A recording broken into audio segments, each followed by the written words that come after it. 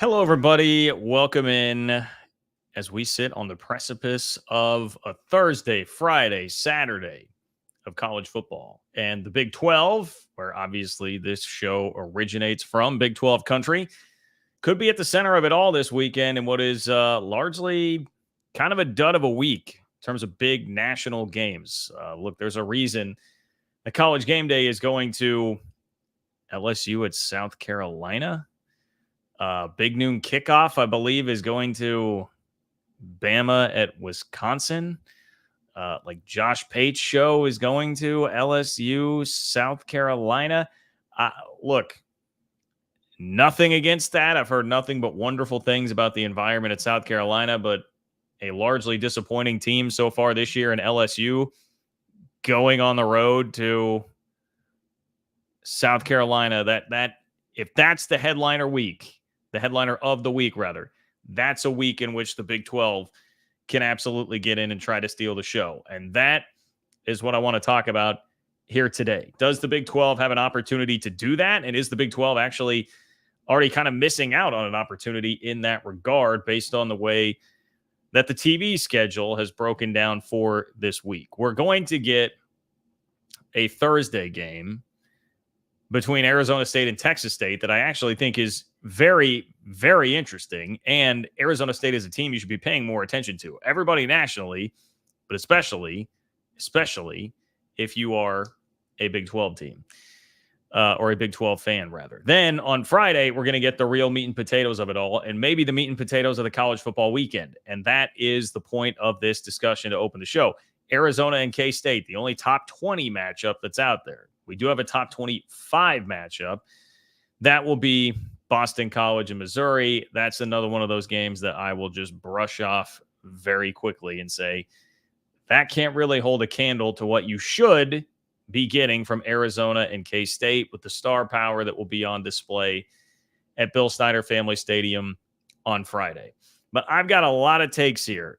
Conference realignment has re-entered the chat thanks to, yes, Oregon State and Washington State. And you guys know me. I'm not somebody that ever entertains Oregon State, Washington State to the Big 12 conversation. That's not exactly what this is, but we'll get to that. I've got the most underrated game of the week in the Big 12 and perhaps the most underrated game of the week in the country that nobody is talking enough about right now. And I've got a take on Colorado, man. I've got, I think, a fairly spicy take on Colorado here, at least to Colorado fans. And the Buffs are taking a lot of shots nationally. I don't believe this to be Sean Keeler level, like pot shots at them. That is not what I'm going for here. That is not what I'm aiming for here. But I do think it's a harsh dose of reality for the Buffs. All right. I see David saying, check the San Diego State article. I mean, I don't know what that is. I have not seen anything about San Diego State in the Big 12. I just Googled San Diego State Big 12 and I don't see anything. So somebody direct me to what that is. Give me a clear indication of what that is in the chat if you do want me to try and check it out here on the fly. But a couple of housekeeping items in the meantime. Thank you all, first of all, everybody who is joining the show so far here. If you are a follower on Twitter and you want to be a part of everything, you want to guarantee that your question or comment makes it into the show tonight, you can do so by clicking the $ below the chat box in the YouTube chat. You'll need to navigate over to YouTube. You can click the $ in the chat box there, and that is how you can be a part of this. Obviously, those of you guys who are here, keep the questions and comments coming in the chat as well.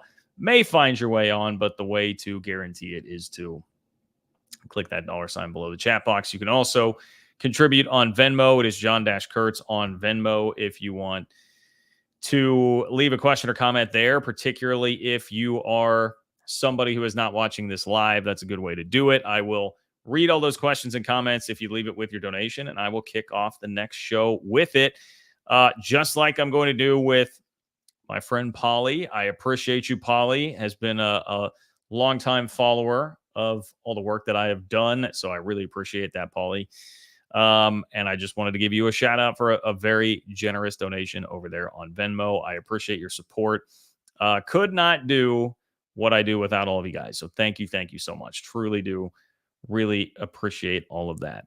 Liking the video definitely helps, but the number one way to help, and it is totally free, comes straight to your inbox, is to sign up for my Big 12 newsletter, Open for Business.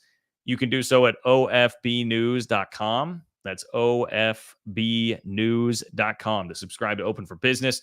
Look, we will talk some about Big Ten, SEC, everything going on in college football here, right? But it's hard.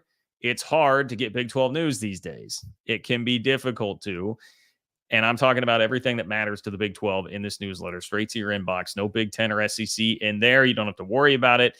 And it will come for free to your inbox twice a week. So subscribe at ofbnews.com. We've got 2,200 Big 12 fans already reading that. 2,200 plus Big 12 fans already reading Open for Business. So greatly appreciate everybody who is doing that.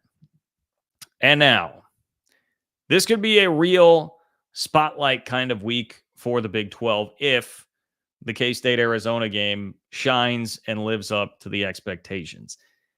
I already kind of outlined this. Like, you've got the best game of the week.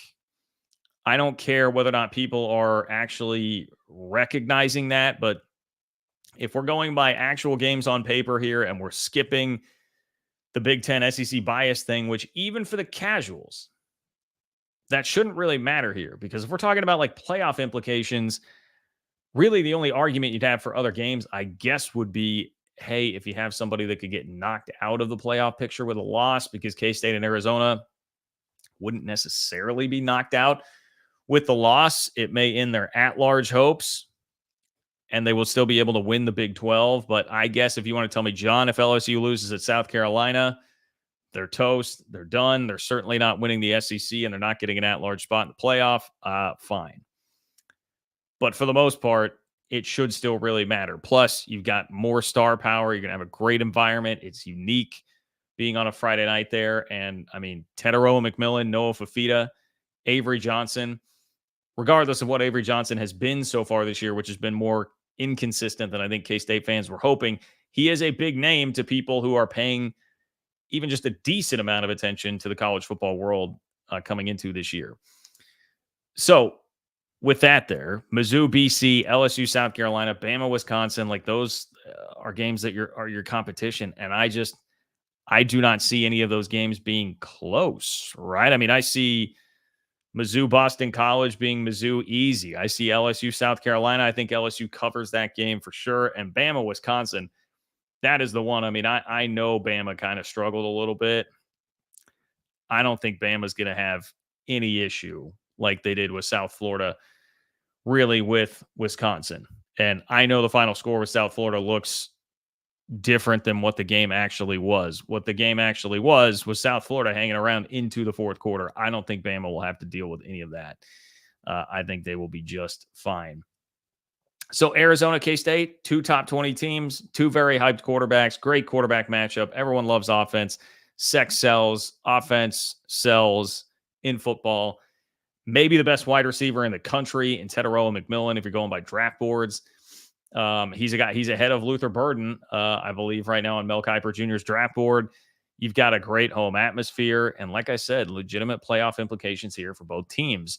Winner might be able to have, especially if it's K-State, I would say the winner might have an actual bit of breathing room when it comes to the playoff, like being able to lose a game in the Big 12 championship game and still get an at-large bid to the playoff, because K-State this will hinge on Tulane.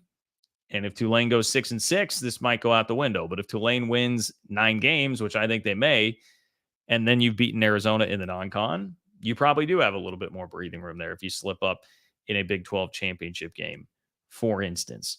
So maybe not everybody will get there with this being the biggest game of the week, but I think most should, even if they're not. And it was, I'm not going to lie. I mean, you guys know I do like Josh Pate quite a bit. Listening to his show, it was a little frustrating, like listening to him roll through all those games that I just mentioned, and then like A&M, Florida. I get it. He's an SEC guy. I know where the big national fan bases are. But if we're talking about what is going to be the actual best game on the field there, I mean, Texas A&M and Florida, that one doesn't do it for me. I will tell you that much. That does not do it for me.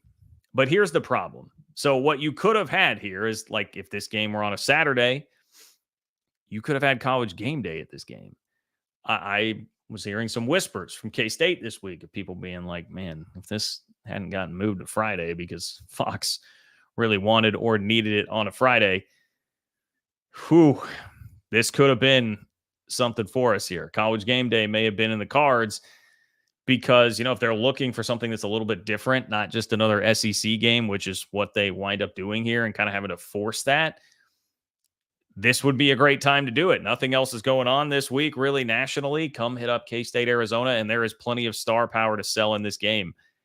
And the question then becomes, would that actually be better for the league? Because on Friday, it's great. There are advantages to this. This will be a window where nothing much else is happening. This will be a very good window to get a decent number. Like Colorado did 4.7 million with the North Dakota State game on Thursday. Now that's Colorado. You're probably not going to draw as much as Dion, but can this game push 4 million? That'd be a really nice number. You're getting it on network TV on Fox, not just ESPN, which maybe the ESPN game with KU UNLV will suck away some viewers, probably not many. So you're going to have a real spotlight opportunity here, but it's very easy if the game's on Friday to just get whitewashed by whatever happens on Saturday in terms of like dominating the narrative for the week. If you're playing on Friday night, we have really short memories. It's hard. I was impressed as hell last week with BYU, and to me, that was a pretty big story in the Big 12, but then so much else happened on Saturday where it's like right away in the 11 a.m. window, you've got K-State having to hang on for dear life at Tulane and fighting scrap. You've got Oklahoma State with the miraculous comeback. Later in the day, it's like Houston's hanging with Oklahoma. Kansas is losing to Illinois. We had the Cyhawk comeback. There's just so much volume that happens on Saturday that it's really hard on Friday to be like the defining game of a weekend or to really carry through when there's just so much noise and nobody has an attention span, and it's very easy to get more lost in the shuffle. And I would add on top of that, this has such a sleepy vibe as far as what the week is and what games are going to be out there that command a lot of attention. There's just not a ton of it. It looks on paper like hey, maybe I should go mow my lawn or do some, honey-dos throughout a lot of the day. And most of the time, you guys know, if you've been a college football fan for a while, most of the time that's when crazy things happen. That's when crazy bleep happens, is when it seems on paper like it's a day where nothing is going to happen. So if that is the case, it's going to be even harder to cut through the noise. If there's another Northern Illinois, Notre Dame, something like that. As far as this conversation goes, would it be better if the game were on Saturday versus Friday? I get that it's moot because you got to do whatever you can to please your TV partners. Like, whether you like it or not, you need to please Fox. You need to please your TV partners here. Okay. So they're doing that by moving the game to Friday, and it does give you unique window, spotlight. I've talked about the John Wilner stuff, like his great suggestions of playing conference games on the Sunday of Labor Day, playing the Wednesday before Thanksgiving, all of that. You've got to start doing things like that. I get it. But if it were on a Saturday and you got game day averages 2 million viewers per episode, that's last year. So you'd get 2 million people tuning into an entire show built around hyping up your game, more or less, and being on a campus. You're then probably looking at, I was looking at like week 1, week 2, Big 12 TV numbers and seeing, I think your best case scenario then, if you're competing with other games, maybe 2 to 3 million viewership in a big game in a good spot on Saturday with less competition, as opposed to you might be able to double that with the game on Fox. So what's worth more? Is it game day and controlling the early part of the day Saturday and having all the storylines of college football's biggest show with 2 million viewers there, and then like a 2-3 million viewer game on Saturday with a better chance to cut through the noise a little bit? I think it's a good, healthy debate. I wouldn't weigh in super strongly on that. I actually, selfishly, as a K-State fan, I would probably say actually like having game day here and being able to do that just for the Saturday experience of that, like getting like the full Saturday treatment on that, especially if it were a Saturday night game, then I would take that just for the vibes and the experience of all of that. But I understand why they're doing this on a Friday, and it certainly is a really nice consolation. But I did think when I heard that, like, this is kind of an interesting debate here. Are you missing out on an opportunity because of that? And thus, the title of the video. Was this a major missed opportunity by the fact that you had to move this game to Friday for TV to get it on Big Fox? But in reality, because of the way this weekend wound up shaping up, this really could have been a, hey, get College Game Day on your campus. Get Brett Yormark up there on the set of College Game Day talking to everybody. I mean, I will admit to you, like, I used to be a religious College Game Day watcher. I'm definitely not anymore. But 2 million people do still watch it every Saturday, and it is something that, at least as a part of the experience, would be meaningful to me. No matter what, game day, no game day, Friday night, K-State and Arizona need to deliver because a lot of people are going to watch this game. This is going to be a game people are paying attention to. Like TJ Pittenger, who does the College Football Addiction channel. I mean, he hit me up again this week to come on his channel. That was like the first little vignette, like preview that I saw for a game of his this week on a national college football channel. It's K-State, Arizona. People are going to watch this game. And this is the start of an important 2-week stretch here for the Big 12, where you're going to have K-State, Arizona this week. You're going to have Oklahoma State, Utah next week. And those are really, minus Kansas, I would say, at how we viewed this at the beginning of the year, those are like the most star-studded, power-packed teams that you could throw out there. Those 4 teams. You need this to be a good 2-week stretch for the league. The stars are going to be out. I mean, in terms of headlining star power, if you remove Colorado, more on them later, we seem to be dropping like a rock here. You're talking about Tetairoa McMillan, Noah Fafita, Avery Johnson, Ollie Gordon, and hopefully Cam Rising playing in these feature games the next 2 weeks. Like, you got to take advantage of these opportunities and have guys really ball out and show out and have one of 2 things happen. One of 2 things need to happen here. And I'm going to focus back in. We zoomed out for a moment, looked at next week, peek ahead to what's coming up. Let's zoom back in on this week and what is going on with K-State and Arizona. You need either one team to dominate and look like a really legitimate contender that can make noise. Like, dominate and have it not just be because it feels like the other team just played a complete dud of a game. Have somebody out there where the stars are going off and they look like, damn, that's going to be a wagon. That will be a team that can legitimately compete. They look like they belong. You need that to happen in these games, or you need a great back and forth game with the best players making big plays all over the place. You need one of those 2 things. What it cannot be, and look, nothing against Arizona at all. I fully respect Arizona on this front, but this can't be a 22-10 game like Northern Arizona was last week. You do not need it to be that. You don't need it to be sleepy, boring. This needs to be up-tempo fun. And the good news is, I think we are going to get points. But this needs to be 37-34. Or if you're going to go the other way, it needs to be like 41-20. And you're saying, man, Tetairoa McMillan just went for 250 receiving yards again. Like, this Fafita to McMillan combination looks like it's going to be pretty unstoppable again. You need one of those 2 things to give the best opportunity for the Big 12 to get 2 teams, right? To improve the overall narrative of the league this year with the ultimate goal of getting 2 teams in the playoff, giving yourself as many shots to win games and make noise and do damage in the playoff, which is the ultimate way to try and get some respect for your league. And by the way, the same thing would go for the ACC to an extent, although the problem right now is it looks like Clemson and Miami are basically the only 2 real threats at the playoff, and both of those teams very well could be gone from the league pretty soon. Clemson definitely is going to be. Miami, we shall see. But really, like, you look at this Arizona K-State game, hey, is it Tetairoa McMillan's Heisman moment? He had a game that was certainly statistically worthy of the Heisman in week 1, where he puts up 10 catches, 304 yards, 4 touchdowns, which is ridiculous. I see in the chat, I shouldn't overlook Louisville. Brad, you are correct. I should not overlook Louisville. That is fair. Louisville has a shot there. My apologies to the Cardinals, who may well be in the Big 12 soon, by the way. So that would be great. Louisville, keep winning. I am all for that. But is this Tetero McMillan having a Heisman moment that people are actually watching? Because how many people, I mean, look, I follow the Big 12 about as closely as anybody out there, and I was not watching the Arizona-New Mexico game when it was happening.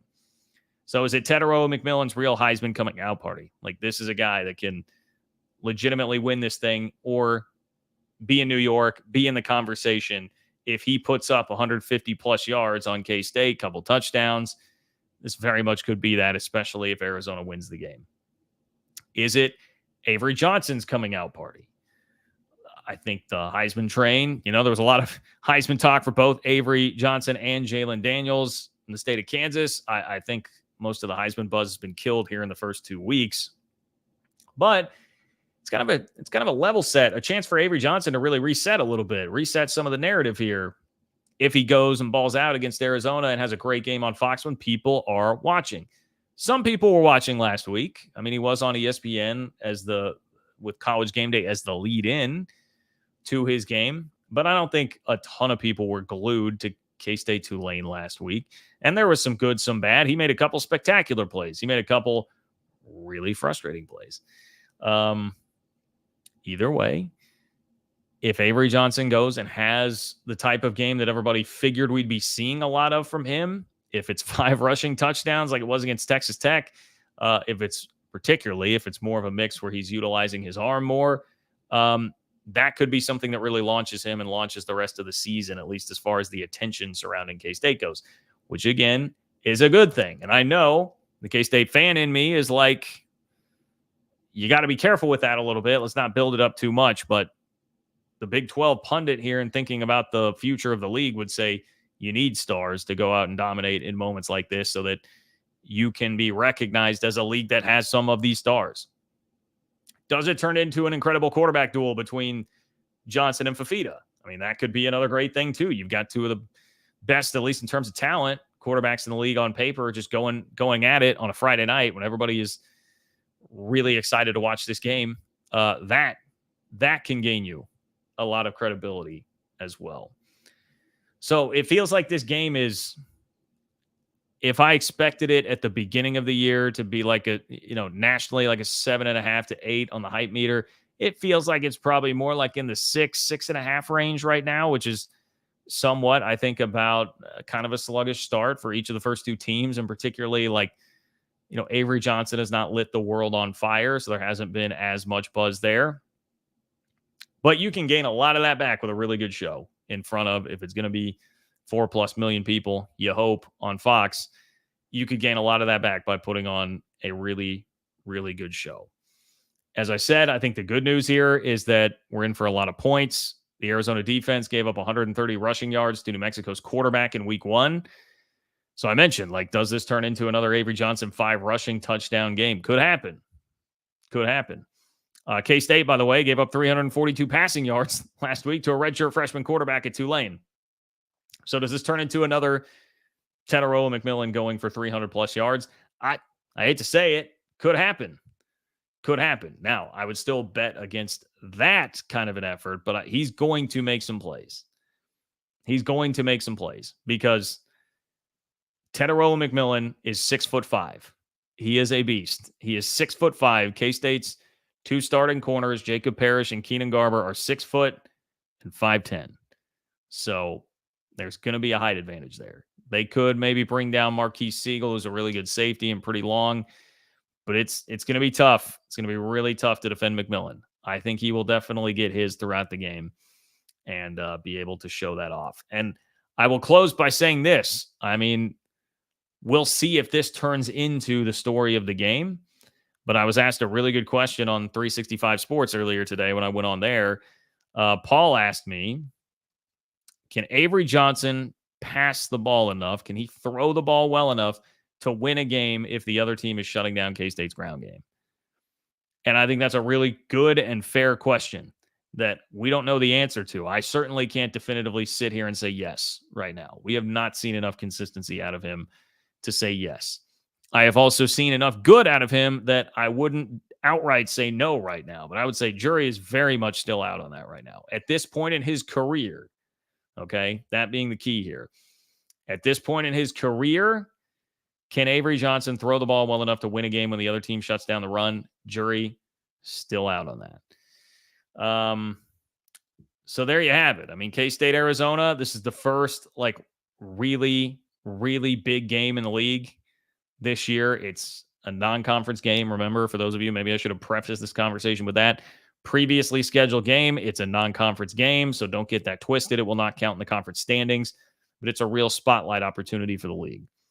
And hopefully we do get kind of a sleepy Saturday and then a phenomenal game on Friday that can carry you through, still pulling some of that narrative through what will be just a bogged down news cycle on Saturday because of the sheer volume of games there. But that's not the only great game in the Big 12 this week, because I'm kind of dubbing this like the Why Not Us Bowl. If you are a reader of the Open for Business newsletter, which ofbnews.com to get signed up for that, if you're a Big 12 fan and you want Big 12 news without all the Big 10 and SEC clutter straight to your inbox, ofbnews.com is the way to get that. But I said, like, there's kind of a Why Not Us tier in the Big 12 now that they're looking up and saying, well, K-State looks flawed. Oklahoma State looks flawed. Arizona looks flawed. Utah looks really good when Cam Rising's playing, but can't move the ball at all when he's not there. And now he's got an injury. So why not us? Why can't we get in this conversation? I think this game truly between TCU and UCF could be the type of game that we look back on at the end of the year and say, we should have paid more attention to this. Like, this should have been a game with more buildup.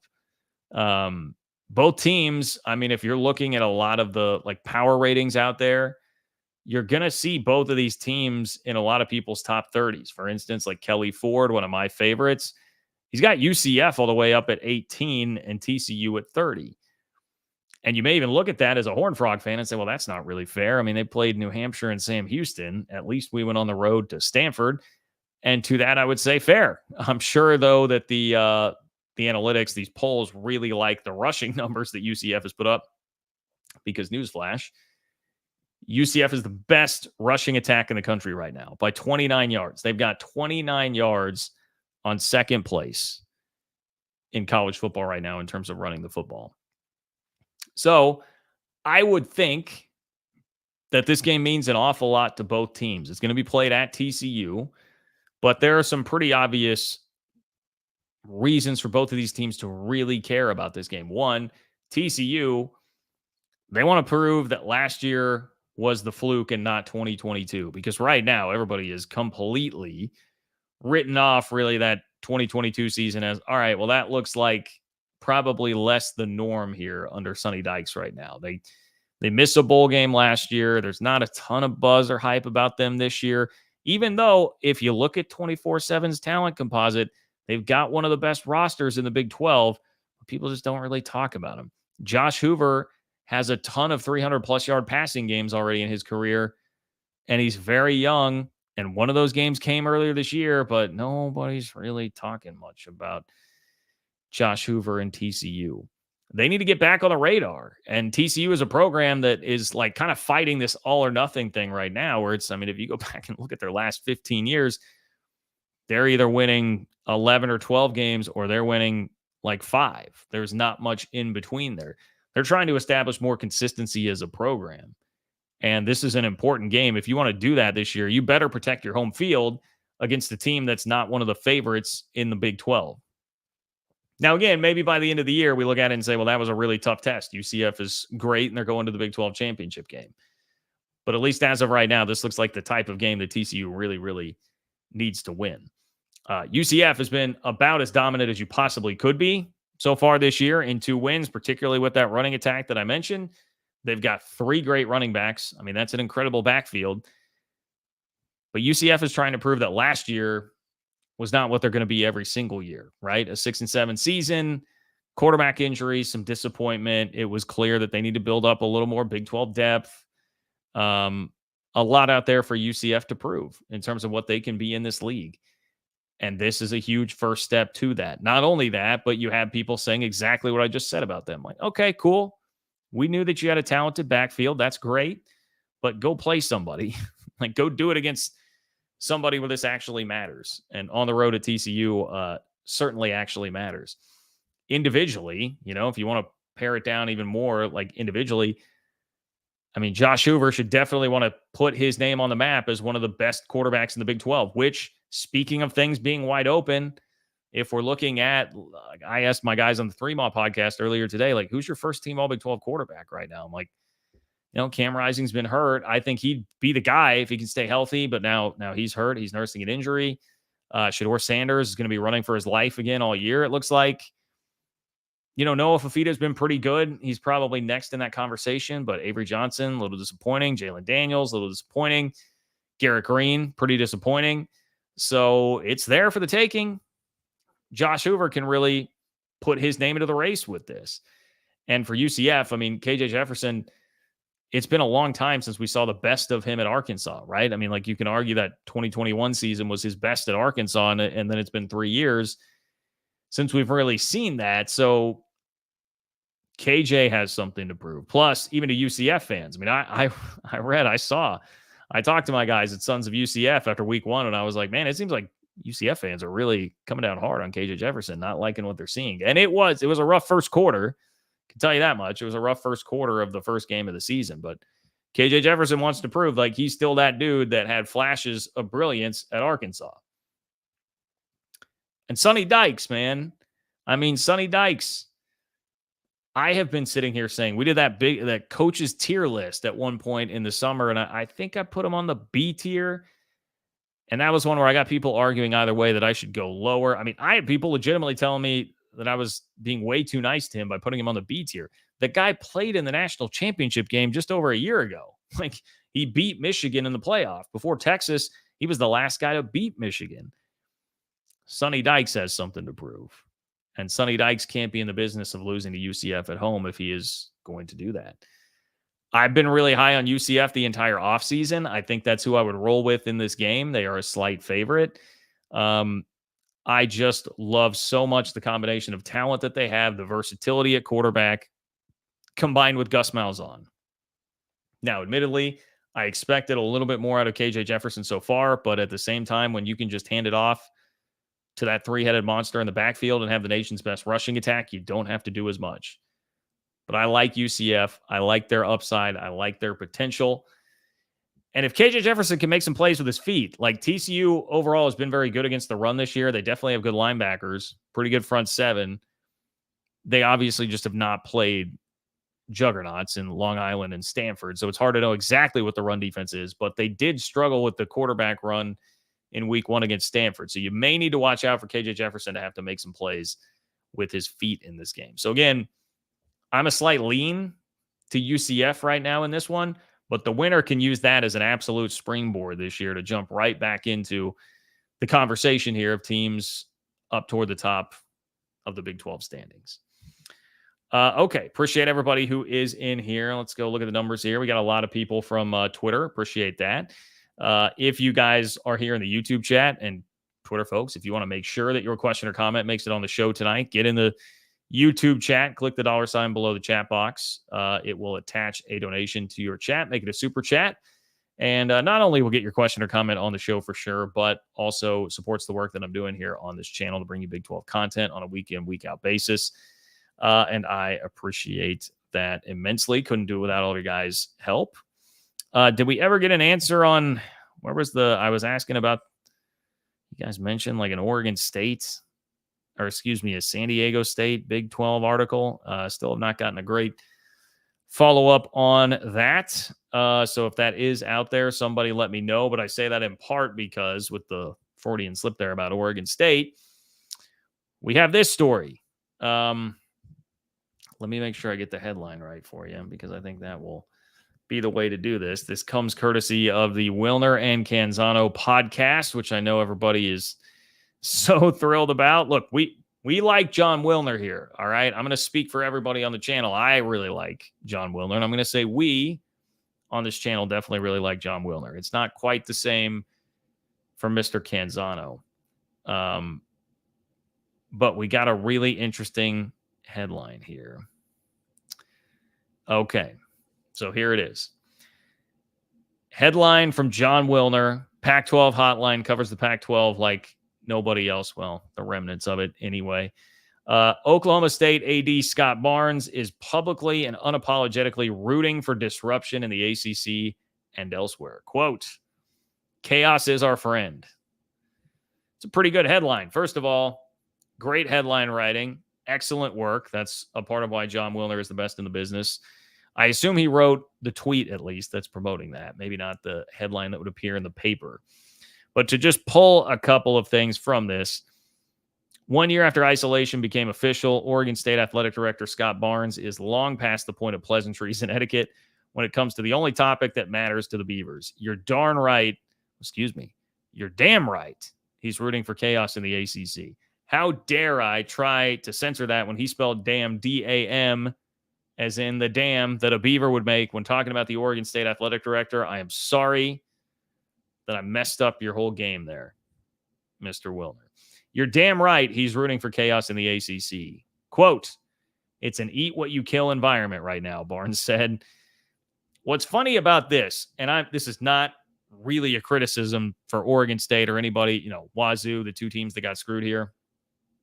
What's funny about this is we're seeing now like the circle of life. Like this is how it works in realignment. Big 12 gets Texas and Oklahoma plucked away. Everybody thinks the Big 12 is just going to die on the side of the road.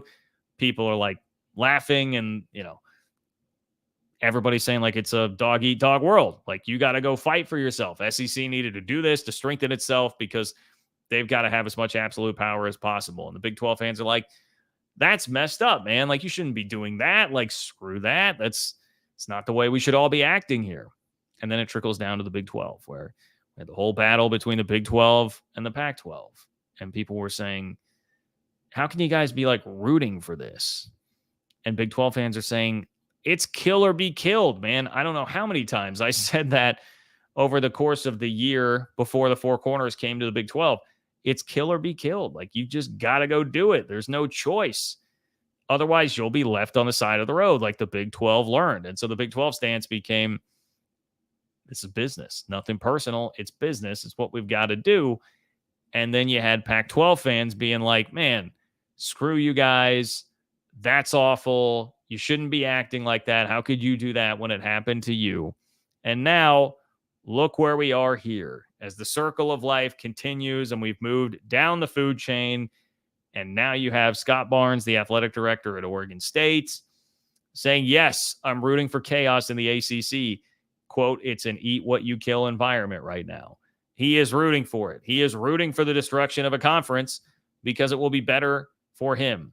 It sucks that this is the way college sports are right now and that like that's the environment. But guess what? That's the environment. And that is where we are. So that is one of my biggest observations of all of this. Chaos coming is what the Oregon State athletic director now wants. You go from fearing that, yelling about it, to wanting it and having to root for it. And I do not blame him. Again, I do not blame him. Now, Wilner says, when asked specifically if he's rooting for chaos, Barnes didn't mention the ACC by name or hesitate with his general sentiment. Quote, yeah, right now, because the most opportunities we'll have is if there's a crack that's opened and we're positioned, and we will be. So he's saying they will be positioned if there's a crack that's opened. So he would not specifically mention the ACC. I mean, I guess at least there's that, but I feel like Brett Yormark wasn't really specifically mentioning the Pac-12 a whole lot necessarily. But any real decorum in all of this, whatever you think they should be doing or like you shouldn't be doing because that's not the way we do, all that's done. No, nobody's really worried about that very much anymore. Now, Wilner reminds everybody by the summer of 26, they must either rebuild the Pac-12 or join another league. But because of the time required for realignment moves and the need for the Cougars and Beavers to secure a media rights deal, the window of time for finalizing strategic plans is condensed. So they don't have a lot of time. He says the spring time frame, in my mind, is when we need to be more solidified for sure. So I guess really what Scott Barnes is rooting for here, if you're putting this all together, is like, let's get some chaos after the season. The hope for them would be once the season ends, everybody starts getting back into realignment mode. And I don't just mean more UConn talk. Everybody gets back into full-on realignment mode. things can pick up a little bit more in the ACC with the Florida State Clemson situation. Although, good news for Scott Barnes is Florida State may have a little bit of extra time on their hands pretty soon here, the way this football season is going. I mean, if they're headed straight for a 3-9 season or 4-8, even a 5-7 kind of season, Florida State may be a little bit checked out. They may be able to devote some more resources to what's going on with their legal fight with the ACC there. Never mind the irony, obviously, of the fact that they would not be winning at a very high clip and still trying to pass that off and do that.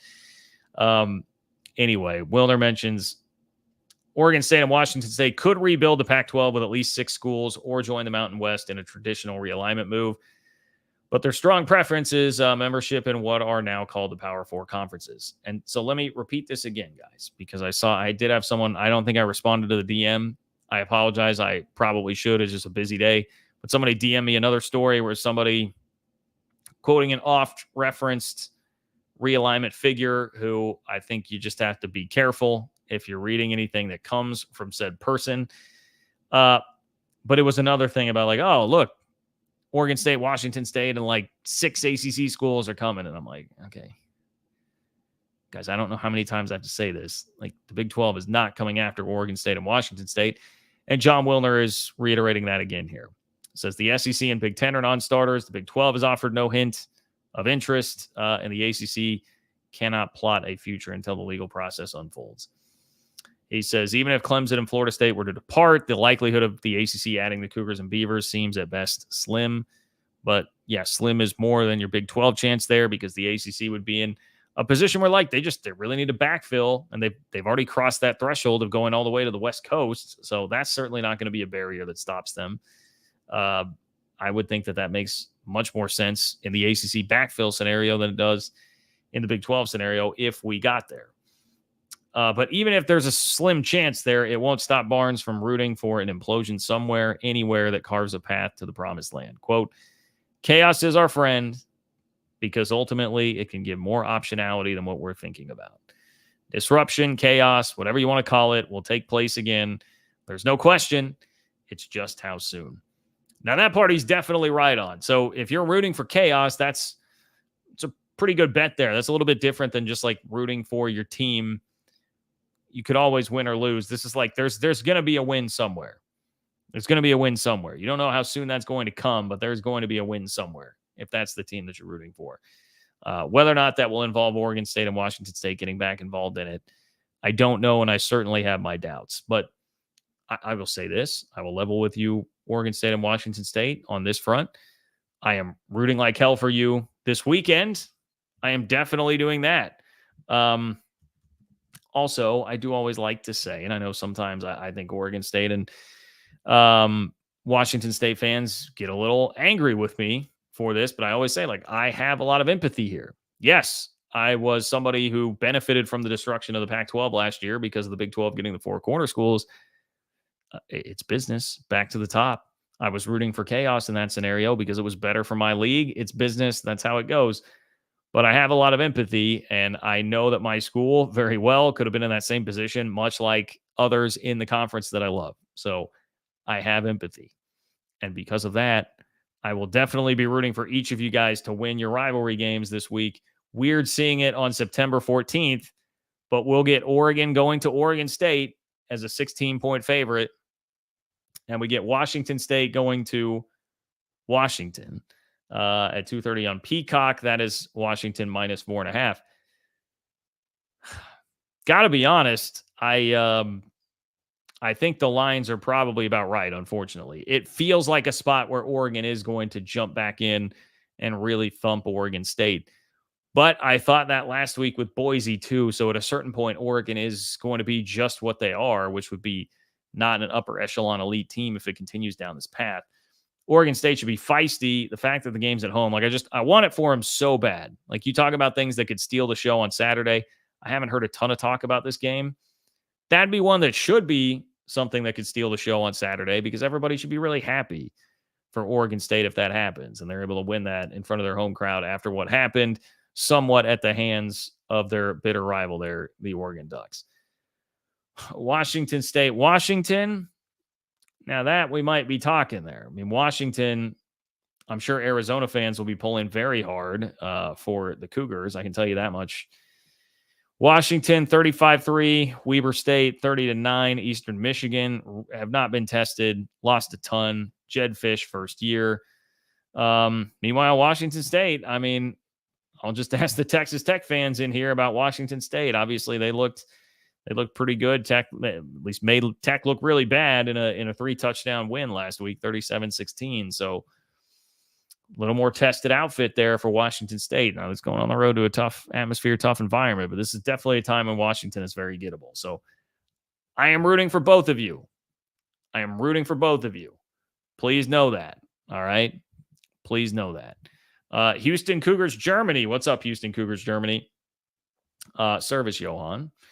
In terms of the Big 12 and Houston's success against Big 10 and SEC teams, fear not an army of lions led by a sheep. Fear an army of sheep led by a lion. Alexander the Great. We can beat anyone.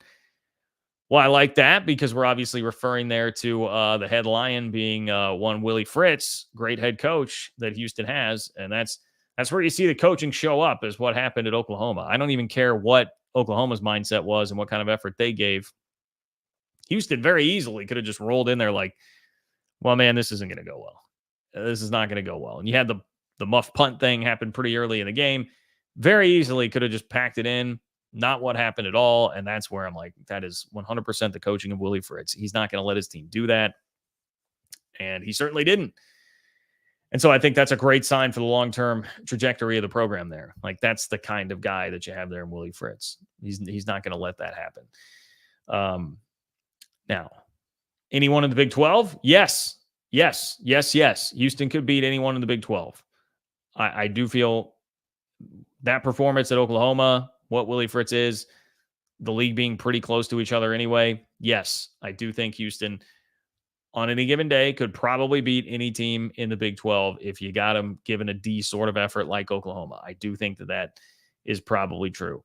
Any team anywhere like in the country, now obviously we're talking about something a little bit different there. I don't think Oklahoma is an upper echelon SEC team this year, but I generally agree with the point that you're making, and I like it. So, like where your head's at, Houston Cougars, Germany. Thank you for your contribution to the channel. If you would like to be like Houston Cougars, Germany, support the channel, and guarantee that your question or comment makes it on the show tonight, click the $sign below the chat box to do that. Couple of free ways to support the channel. Just like the video. That would be awesome if you could do that. And if you are a Big 12 fan, make sure, or even if you're not, make sure you subscribe to my newsletter, Open for Business, ofbnews.com to do that. Get Big 12 news straight to your inbox. No Big 10 or SEC bias. No wading through a bunch of stuff about the Big 10 or the SEC. It's going to be all Big 12 news filtered right for you. Like I see Ron saying, can you preview the Big 12 matches this week? We'll see if I have time to get through like every single thing, maybe in rapid fire round here at the end. But even if I don't, if you're subscribed to Open for Business, ofbnews.com, you'll get that in your inbox tomorrow. Okay? You'll get a preview of every Big 12 game as I rank them on my illustrious scale of 1 to 5 your marks. 5 your marks being the best. For instance, I'll go ahead and give away that Arizona K-State is a 5 your mark game. We don't have a 1 your mark game, so everything else is in between there. I'll give you a nice rating scale for it. All right. Could the Colorado love affair be done by the end of September? That's the question I'm going to raise here. Now, Colorado is still on major TV the next 2 weeks. They're playing Colorado State on CBS this week, and then they're playing Baylor on Fox next week. So a lot of people are still going to be tuned in to watch them, theoretically. But, man, that Nebraska game, not the score, not the actual outcome, but the way that it happened, really has me wondering how much longer the Colorado fascination is going to go on, with everybody in the country. Because if they lose, for instance, this game to Colorado State, and they're at 1-2 heading into Big 12 play, like, at what point do people stop caring? It would be, did you know, it would be Colorado's 8th straight loss to an FBS team if they lose this game against Colorado State, who almost beat them last year in Boulder. It would be their 8th straight loss to an FBS team. Now, I guess you could still say, well, John, the playoff is still alive. Some of the beauty of the playoff, if they just win the Big 12, they'll be in. Could still make Joel Klatt's dreams come true. And okay, technically, yes, but would anybody be predicting it at that point? It doesn't seem very likely. And if the playoff intrigue starts to go away from this team and they've lost 8, 9, whatever it gets up to, straight games against FBS teams, and the kicker here, if it's happening the same way that it happens against Nebraska, I don't even mean that you get blitzed and down 28-0 right out of the chute. I just mean that you're getting physically beaten down. Like you're getting bullied. You're getting pushed around. The offensive line continues to struggle. You can't play very good defense. Defense showed some signs in the second half. Maybe that will carry forward. Maybe that will carry the day for Colorado. They'll improve there, and I'll be shut up a little bit here.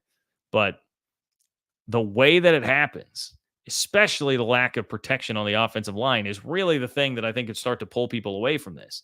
Because Colorado is fun and sexy when Shedeur Sanders has time to throw and he's getting it out there to Travis Hunter and he's making obscenely difficult catches in the end zone that are leading Sports Center top plays, like happened against North Dakota State. And when Jimmy Horn is breaking free deep in the secondary, nobody can keep up with him. That's a really fun version of Colorado to watch. But how often is that going to happen this year if they can't protect? If they can't protect, it's going to look like the same thing the end of last year looked like for Colorado. I heard Colin Cowherd this week call Colorado the fake ID of college football. And I sort of get what he's saying there. He's like saying, really thirsty. They want to get in. They want to be something, but they're not of age yet. They're just not that. Like, okay, pretty good analogy. The analogy I would use is that Colorado's cotton candy. Cotton candy is really good in a short dose. You'd be like, man, that's sweet. Like that tastes awesome. You look at a couple highlights of Travis Hunter and you're like, all right, well, that's awesome. That's great. I want more of this. But you can only eat so much cotton candy. There's no nutritional value to it. You can only have so much before you're like, all right, well, I'm feeling a little sick and there's not any actual substance here. So I'm going to have to go find something that is a little bit more substantive. You get tapped out on cotton candy pretty quick. And I do feel like we might be close to the nation at large being like, this is too much Colorado cotton candy right now. I need to find something with more substance. And I have news for the Buffs. You're going to get a lot of teams that both in terms of like caliber of team, like overall caliber, if we're thinking about NCAA football, just what the team's overall rating would be, you're going to get a lot of teams in the same ballpark and vicinity as Nebraska the rest of the year. But not only that, like you're going to get a lot of teams that will be able to push you around because they're more built around being physical. This is not your older brother's Big 12 of 2013, where everybody thinks of it as being high-flying finesse. You got a lot of pretty physical teams here. K-State's on the schedule for Colorado. Utah's on the schedule. Oklahoma State's on the schedule. Kansas is on the schedule. UCF's on the schedule with the best rushing attack in the country. Like all of these teams are more physical than Colorado, and I think can definitely bully them and push them around. And the problem that Colorado has worked itself into now is that not only are you going to find all these teams that are not as talented on the high end as you, but definitely have more depth across the board and just more developed players that are going to be tougher and grittier and bring some of that you don't really have because you've tried to microwave something that needs to be in the oven for an hour. Thank you, Sean Keeler, for that one. But also, these guys are all fired up to play you.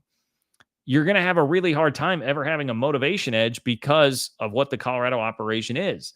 And you brought that on yourself, and that's fine. And I think it's been good for the league. And I think it's probably been a good thing for them in a lot of ways. But it will work against you here when you're going to go up against teams that will be tougher than you, grittier than you, and they're going to be really motivated because you guys talk a lot and you get a ton of attention, and they want to come prove it that they can push you around. And then, yeah, a lot of times it's on Fox or CBS or ESPN. And they're not sticking Colorado on ESPN Plus or ESPNU or FS1. There's not a lot of that. So guys want to go play when they know the bright lights are on. And when you're playing Colorado, the bright lights are going to be on. So they'll get CBS this week. They'll get Big Boy Fox next week against Baylor. But if Colorado's coming out of that thing 2-3, 1-4, and they are still having trouble protecting Shedeur, and you're not even getting to see like the sexy, fun part, I mean, at what point do people just throw away the cotton candy and say, like, I don't know, man. I gotta go get a burger. I gotta go get something that will actually satisfy me. That would be my question. I think we may be closer to that than people realize. I guess I'll put it that way. We might be closer to that than people realize. Bear Down Cats, I appreciate you. Thank you, Bear Down Cats. Bear Down John, love your content. Good luck on Friday. Hey, good luck to you too as well, sir. I will be there in the press box on Friday, so hope to bring you guys. You know what I should do, because I've been so bad at this? I should try to give you some like YouTube shorts content, a little behind the scenes from the game. So I will try to do that. I'm looking forward to the next 2 weeks because I will be at K-State, Arizona, and then I will get the Lavelle Edwards Stadium experience late night with K-State and BYU next week. So very much looking forward to that, and I can try and get you guys some better like behind the scenes content from all of that. So thank you, Bear Down Cats. Hope that you are subscribed to Open for Business, ofbnews.com. to get subscribed to the newsletter if you are not. We had a request from Ron earlier to go through all the Big 12 games. Let me give you a lightning round on the Big 12 games. If you want more, again, ofbnews.com. Subscribe to that Open for Business newsletter. You can get it all for free into your inbox tomorrow. Thursday, guys, it starts Thursday with a really intriguing game. Arizona State at Texas State. And I know you might think, well, that doesn't really sound all that great. Texas State's a good G5 team. That's a really good G5 team. Arizona State, nobody thought anything of them coming into this year. They had Mississippi State down 30-3. They won 30-23, but they had them down 30-3, and they clubbed Wyoming in week 1. This is an Arizona State team that's playing pretty well, and Cam Scadaboo is a guy that you need to watch at running back. He is really, really fun. That'll be a stiff test, though. It'll be a stiff test. That is not an easy game, and I think that could be a really fun, entertaining back-and-forth game. K-State, Arizona, you guys heard plenty about my thoughts on that earlier. UNLV, Kansas, it will be interesting to see how Kansas responds. I have to admit, I saw a quote, or it was really paraphrasing, I think a quote from Jeff Grimes, KU's offensive coordinator, but it said something to the effect of like he didn't even watch film with his guys. He instead showed them film, not of the Illinois game, that is. He showed them film of their practice the week before to show them like, hey, we can play better than this, and was trying to, okay, it seems a little gimmicky for 1 week into the season. Travis Goff, Kansas's athletic director, was tweeting the man in the arena from Teddy Roosevelt. I know there's been a lot of drama this week around the Kansas football program. We'll see if they're back on track at Children's Mercy Park against, again, a pretty good UNLV team. I mean, that's a program that's been on the come up lately. Oklahoma State, Tulsa, I would not imagine Oklahoma State's going to have much problem there. The only way that does probably is if their defense continues to really falter and give up a lot of big plays. But I would think that should be a get-right game in some ways for Oklahoma State. Cincy at Miami of Ohio, they're only 3.5-point favorites here. I think Cincy should be a heavier favorite there. Only way they're not winning that game or covering is if they're going to let Pitt beat them twice, which that was rough. It should have never happened. Maybe it will. North Texas, Texas Tech. I do think that is somewhat intriguing. Just like how much give a what does Texas Tech still have left in the tank? They've only lost one game. So, you would think that they probably should. It's not like the season's done, but things have been pretty bleak with that injury report, getting beat by 3 TDs last week, barely winning week 1. Tech needs to turn it around. Do they have it in them to get up and actually blow out North Texas? West Virginia, Pitt, love the backyard brawl. Love that game a lot. Would have loved it more if Pitt had lost to Cincinnati coming into the game. But West Virginia, I think I talked about like a level set, kind of a reset. West Virginia this would be like the, hey, the Xbox isn't working. Can you turn it off and turn it back on, unplug it, plug it back in? That's what this could be. If you go on the road and beat Pitt, you get a win over your rival. You're 2-1. Probably not a lot of people expected them to beat Penn State anyway. You can say, all right, we're okay. We're okay. Start Big 12 play, refocus, new season. Let's go. Utah State. Only thing I care about there is Cam Rising playing or not. Could get interesting if he's not. Utah, even if he's not, it's kind of an opportunity to figure out something else there. Get was it Isaac Wilson? Was that the kid that played quarterback? They've got to get something better as a contingency plan figured out if Cam Rising is not going to play. Air Force Baylor, it's always tricky with the service academies, the offense that they're going to run. I hated the experience of playing Navy in a bowl game. the other couple of years ago when K-State did that.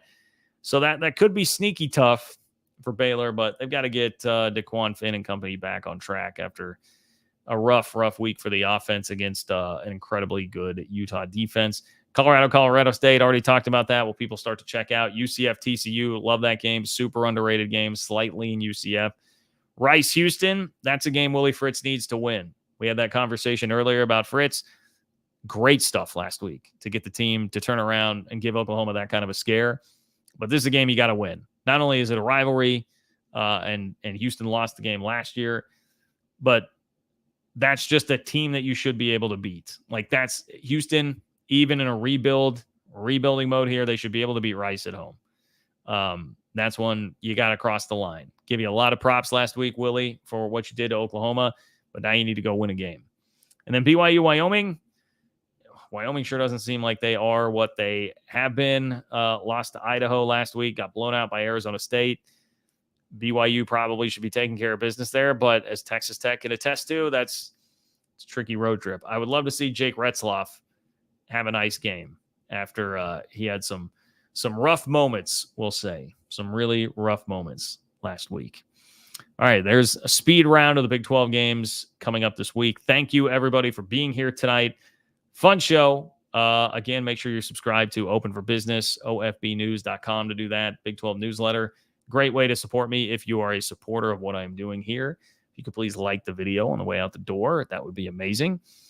Share the content, share the channel, share it all with your friends, your family, wherever you're at on social media, or in real life, IRL, as the kids say. All that stuff is great, really helps.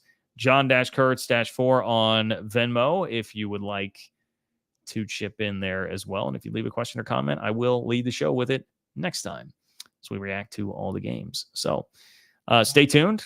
I'll see how things go on Saturday. Maybe able to do another instant reaction on Saturday before then the typical live show on Sunday. We shall see. But I will be talking to you this weekend. Take care. Enjoy the rest of your week. Enjoy the football on Thursday, Friday, and Saturday. And I will talk to you soon.